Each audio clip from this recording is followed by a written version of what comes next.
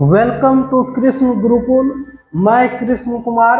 आज आपको हम भिन्न के बारे में बताएंगे कि कौन संख्या भिन्न है, कौन संख्या भिन्न नहीं है, और यह भी बताएंगे कि परिमेय संख्या और भिन्न में क्या अंतर है।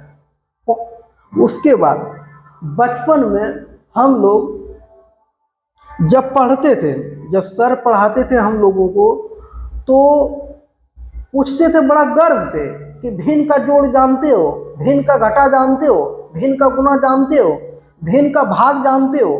तो हम लोग भी आश्चर्य में पड़ जाते थे कि भिन्न क्या है, जबकि हकीकत है कि जब से बचपन में हम लोग पढ़ना शुरू करते हैं तो जोड़ जब से सीखते हैं तभी से भिन्न का जोड़ शुरुआत हो जाता है। उसमें हम लोगों को सर भिन्न के बारे में अच्छा से बताते नहीं थे, शायद उनको जानकारी नहीं होगा। तो भिन्न क्या है कि ये जो है हम लोग सोचते थे उस समय, जिस समय हम लोग पढ़ते थे उस समय सोचते थे कि जो बट्टा में है वही भिन्न है, जो बट्टा में नहीं है वो भिन्न नहीं है। देखिए, ये जो 1/2 है उस समय का जो मानसिक स्थिति था, टीचर के ईमानदार नहीं रहने के कारण जो हम लोगों का मन का जो सोच था, मन का जो अवस्था था सोचने की, तो हम लोग सोचते थे कि यह 1/2 जो है यही भिन्न है, और ये जो है बट्टा में नहीं है, जैसे एक ये भिन्न नहीं है। जबकि हकीकत है कि ये 1/2 जो है ये भी भिन्न है, और ये एक है ये भी भिन्न है।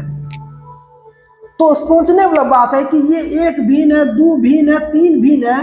तो जब हम जोड़ सीखना शुरू करते हैं, जब हम लोग पढ़ना शुरू किया, जब जोड़ सीखना शुरू कर देते हैं, तो उस समय जोड़ना शुरू कर देते हैं 1 जोड़ 2, तो इसका अर्थ हुआ कि ये जो है ये भी भिन्न का जोड़ ही है। तो उस समय गलत पढ़ाते थे। चलिए हम भिन्न के बारे में बताते हैं कि भिन्न क्या है।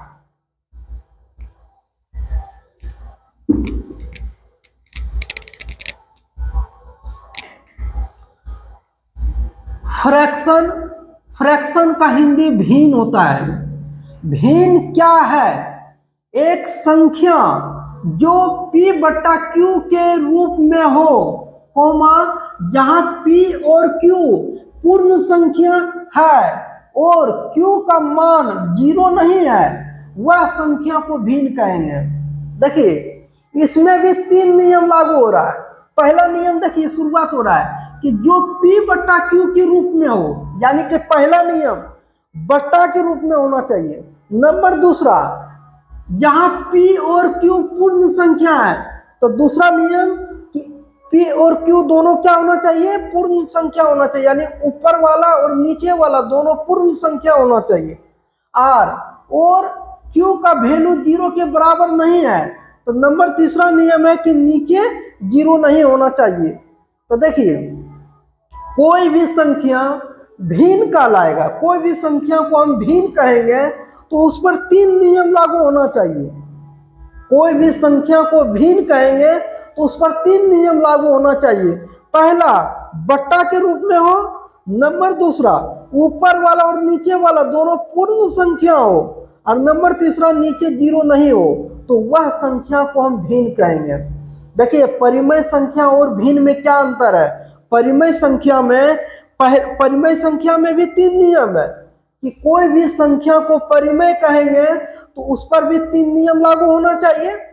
पहला नियम, बट्टा के रूप में हो। नंबर दूसरा, ऊपर वाला और नीचे वाला दोनों पूर्णांक हो। और नंबर तीसरा, नीचे 0 नहीं हो। लेकिन पूर्ण भिन्न में क्या अंतर है? भिन्न का क्या है कि कोई भी संख्या को भिन्न कहेंगे तो उसमें जो है, पहला बट्टा के रूप में हो, नंबर दूसरा ऊपर वाला और नीचे वाला दोनों पूर्ण संख्या हो, और नंबर तीसरा नीचे 0 नहीं हो। यानी परिमेय संख्या और भिन्न में सिर्फ पिछला वाला नियम का अंतर है। परिमेय संख्या में कहता है कि ऊपर वाला और नीचे वाला दोनों पूर्णांक हो, और भिन्न में कहता है कि ऊपर वाला और नीचे वाला दोनों पूर्ण संख्या हो। तो समझिएगा,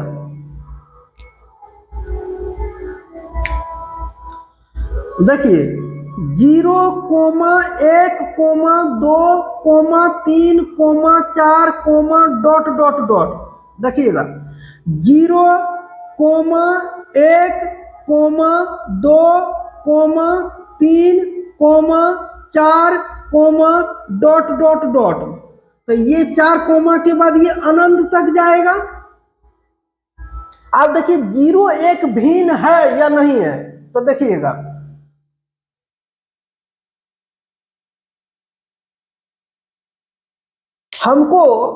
हमको जांच करना है कि यह 0 एक भिन्न है या नहीं है। ध्यान से सुनिएगा, हमको जांच करना है कि यह 0 एक भिन्न है या नहीं है। तो देखिए यह बट्टा के रूप में तो नहीं है, यह 0 बट्टा के रूप में तो नहीं लिखा हुआ है, लेकिन हम जानते हैं कि इसके नीचे एक छिपा हुआ है। तो पहला नियम क्या कहता है, कोई भी संख्या को भिन्न कहेंगे तो उस पर 3 नियम लागू होना चाहिए। पहला बट्टा के रूप में होना चाहिए।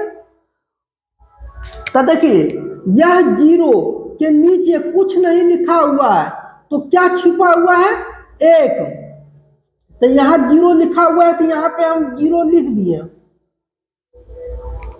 अब इसके नीचे कुछ नहीं लिखा हुआ है, तो क्या छिपा हुआ है, 1। तो यहां लिख दिए बट्टा 1, यानी 0 को हम क्या लिख सकते हैं, 0 बट्टा 1। अब इस पर तीनों नियम लागू कीजिए। पहला नियम, कोई भी संख्या को भिन्न कहेंगे तो उस पर 3 नियम लागू होना चाहिए। पहला बट्टा के रूप में हो, नंबर दूसरा ऊपर वाला और नीचे वाला दोनों पूर्ण संख्या हो, और नंबर तीसरा नीचे 0 नहीं होना चाहिए। तो देखिए पहला नियम 0 बट्टा 1, पहला नियम लागू हो गया। नंबर दूसरा ऊपर वाला और नीचे वाला दोनों क्या होना चाहिए, पूर्ण संख्या।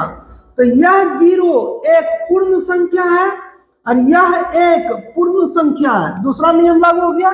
नंबर तीसरा नीचे 0 नहीं होना चाहिए, तो नीचे क्या है, 1 है। तो तीनों नियम लागू हो रहा है, इसीलिए 0 बट्टा 1 क्या है, भिन्न है। तो 0 भी क्या है, एक भिन्न है।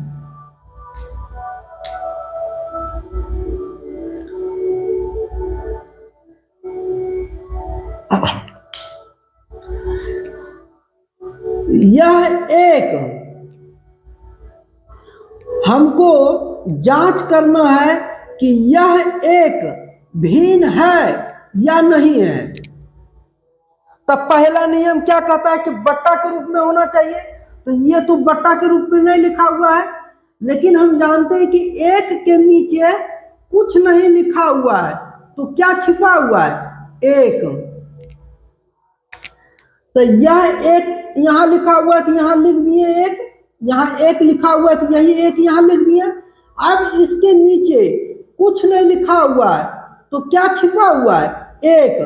तो यहां लिख दिए बट्टा 1, यानी 1 को हम लिख सकते हैं 1 बट्टा 1। अब इस पर तीनों नियम लागू कीजिए।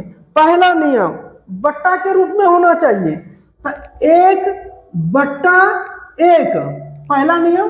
नंबर दूसरा ऊपर वाला और नीचे वाला दोनों पूर्ण संख्या होना चाहिए, तो यह एक पूर्ण संख्या है, यह एक पूर्ण संख्या है। नंबर तीसरा नियम कि नीचे 0 नहीं होना चाहिए, तो नीचे क्या है, 1 है। तो 1 बट्टा 1 क्या है, भिन्न है, तो 1 भी क्या है, भिन्न है।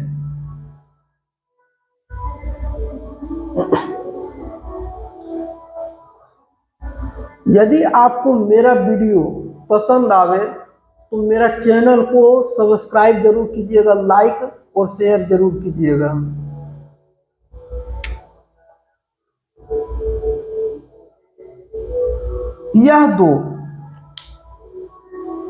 यह दो हमको जांच करना है कि यह 2 एक भिन्न है या नहीं है। सुनिएगा ध्यान से, हमको जांच करना है कि यह 2 एक भिन्न है या नहीं है।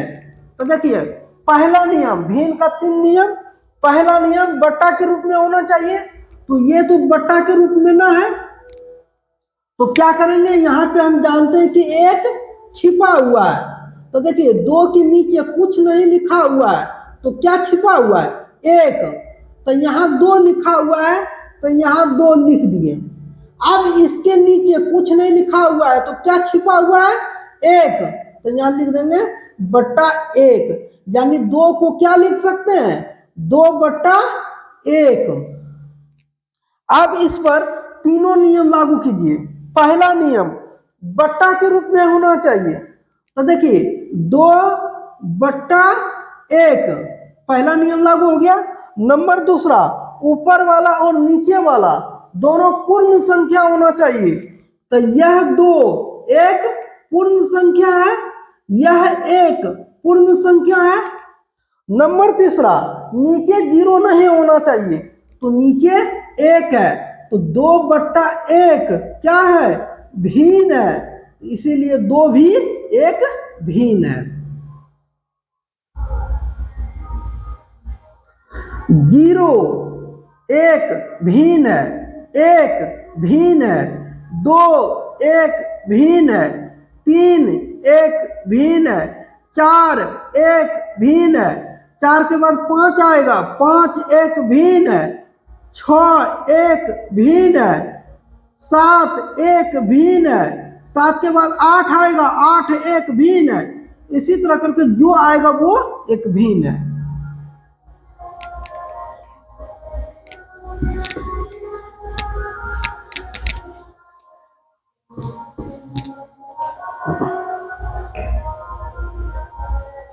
अब देखिए हमको जांच करना है 1/2, 2/6, 4/9, 5/7। 1/2 हमको जांच करना है कि 1/2 एक भिन्न है या नहीं है। देखिए हमको जांच करना है कि 1/2 एक भिन्न है या नहीं है। तो पहला नियम क्या कहता है, कोई भी संख्या को भिन्न कहेंगे तो उस पर 3 नियम लागू करेंगे। यदि कोई भी संख्या पर 3 नियम लागू हो गया तो वो भिन्न है, और 3 में से एक भी नियम अगर फेल कर जाए तो वो भिन्न नहीं है। तो देखिए पहला नियम बट्टा के रूप में होना चाहिए, तो देखिए 1/2 बट्टा के रूप में है। दूसरा नियम ऊपर वाला और नीचे वाला दोनों पूर्ण संख्या होना चाहिए, तो 1 पूर्ण संख्या है, 2 एक पूर्ण संख्या है, दूसरा नियम। नंबर तीसरा, नीचे 0 नहीं होना चाहिए, तो नीचे 2 है, इसीलिए तीनों नियम इस पर लागू हो रहा है, इसलिए 1/2 एक भिन्न है।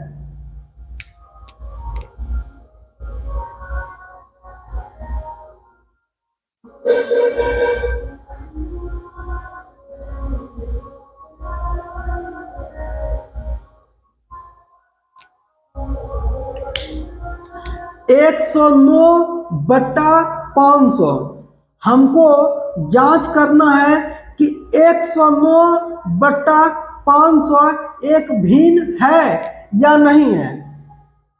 तो पहला नियम कि बट्टा के रूप में होना चाहिए, तो 109/500 पहला नियम लागू हो गया।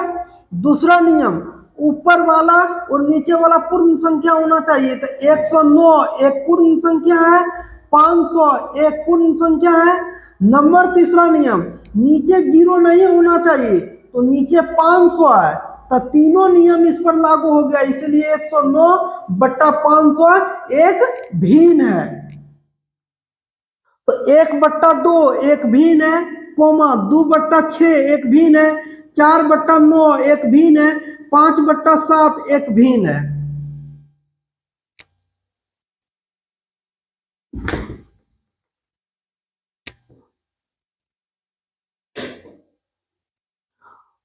देखिए अब क्या कहता है नोट में, प्रत्येक भिन्न एक परिमेय संख्या है, लेकिन प्रत्येक परिमेय संख्या एक भिन्न नहीं है। समझिएगा इसका अर्थ कह रहा है कि प्रत्येक भिन्न एक परिमेय संख्या है, लेकिन प्रत्येक परिमेय संख्या एक भिन्न नहीं है।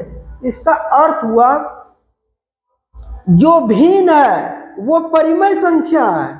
समझिएगा, जो भिन्न है वो परिमेय संख्या है, लेकिन जो परिमेय संख्या है वो भिन्न भी हो वो जरूरी नहीं है। समझिएगा, जैसे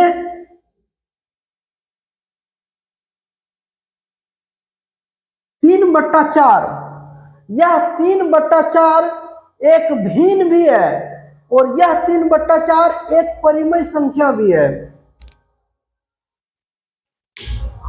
देखिएगा, हम इसको परिमेय संख्या आखिर देखते हैं कि 3/4 एक परिमेय संख्या है या ना।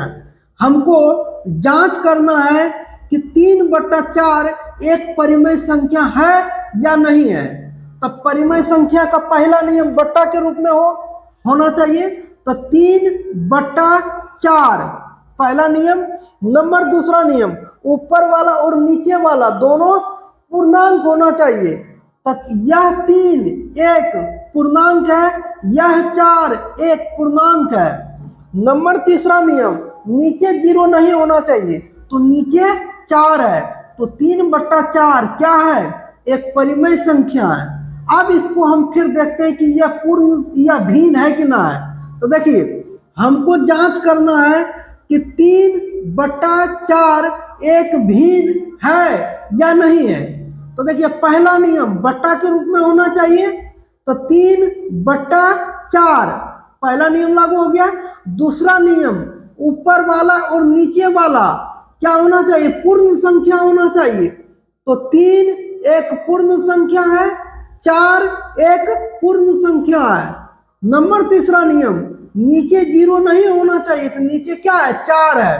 तो तीनों नियम लागू हो रहा है, इसीलिए 3/4 भी भिन्न है। यानी 3/4 एक परिमेय संख्या है और 3/4 एक भिन्न है। तो अब देखिए,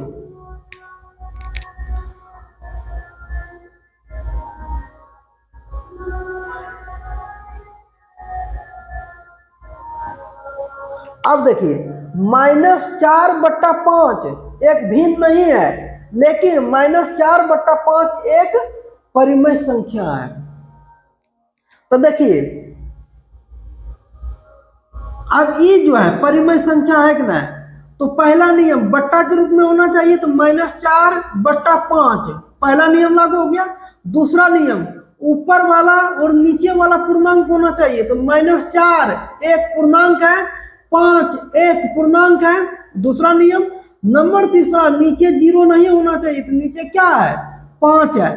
तो ये -4/5 क्या है? परिमेय संख्या है। अब यह परिमेय संख्या भिन्न है, देखना है। तो देखिए, भिन्न में भी 3 नियम। पहला नियम बट्टा के रूप में होना चाहिए। तो देखिए, -4/5 बट्टा के रूप में है। नंबर दूसरा नियम, ऊपर वाला और नीचे वाला दोनों पूर्ण संख्या होना चाहिए। तो -4 एक पूर्ण संख्या नहीं है, इसीलिए दूसरा नियम इसका फेल कर रहा है। इसलिए -4/5 एक भिन्न नहीं है। मेरा कहने का मतलब है, समझिएगा, कि जो भिन्न है वो परिमेय संख्या है।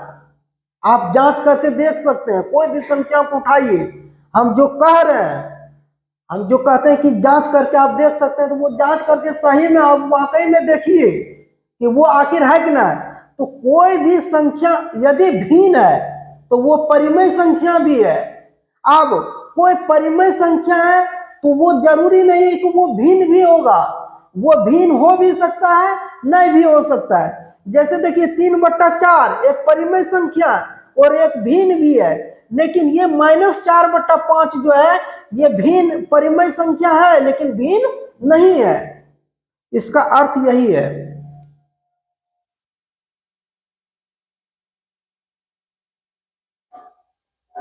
फिर मिलते हैं अगली क्लास में। धन्यवाद।